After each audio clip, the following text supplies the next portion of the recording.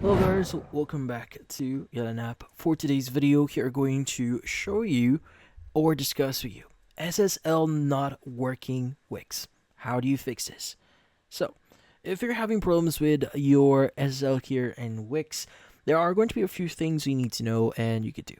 So the first thing that you need to know here is you need to make sure that your domain that you've connected to your Wix account or your website here is properly set up. So that includes adding records like the CNAME record as well as the A record.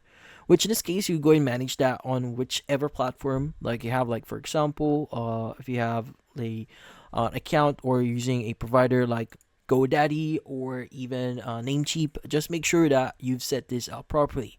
Now, and by the way, you could go and access the domain settings here. By the way, you could go to settings and just click on domains. And obviously, this is where you'll be able to see the details for whatever domain you currently have or set up here.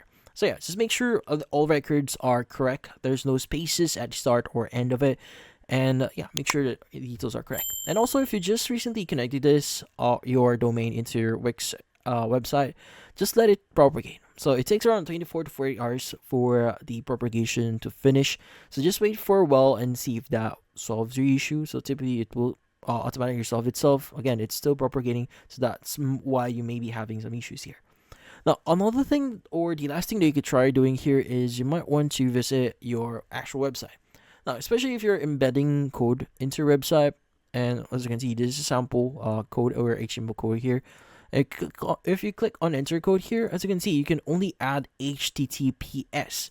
Now, if you use like HTTP for embedding code here, like for example, website address, and choose you enter an address here that use HTTP.